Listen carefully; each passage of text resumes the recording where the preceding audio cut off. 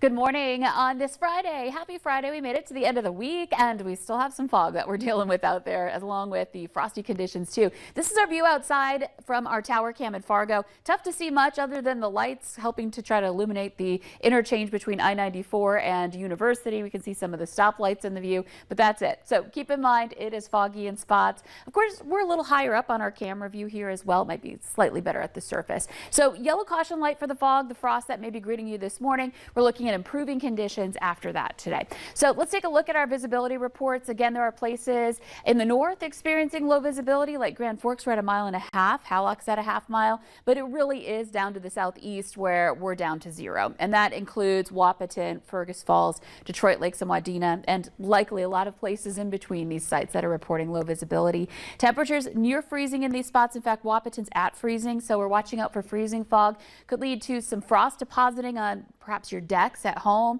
on bridges, those colder surfaces. So be careful there. Looking at 32 degrees in Fargo, or Grand Forks rather, 33 in Fargo. Wind is south or southerly, and we're looking at wind speeds 15 miles per hour or less this morning. Here's a look at the radar and satellite map. Clear if we don't have fog. You can see that fog hanging around here on the map in the south and east. Otherwise, we got a nice view of that big bright moon here this morning. And moving our way through the morning hours, we're going to see this fog that's hanging around in our hour-by-hour planner here. Still lingering for a while. The advisory is in effect until 10 a.m.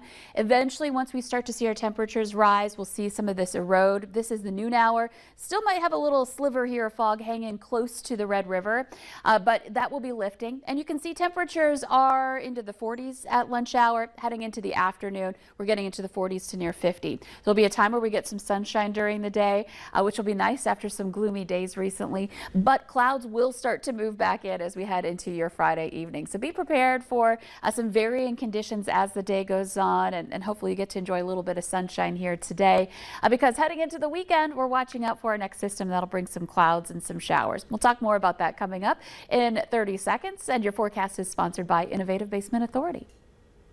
It just keeps getting worse. These are telltale signs that water is shifting your foundation. But it's okay. We got it. Oh, this is done growing in this house. Okay. Cracking drywall is just one sign your foundation is compromised, but you can put water back in its place with a free inspection from Innovative Basement Authority. For a limited time, get $500 off any repairs when you call or go online today.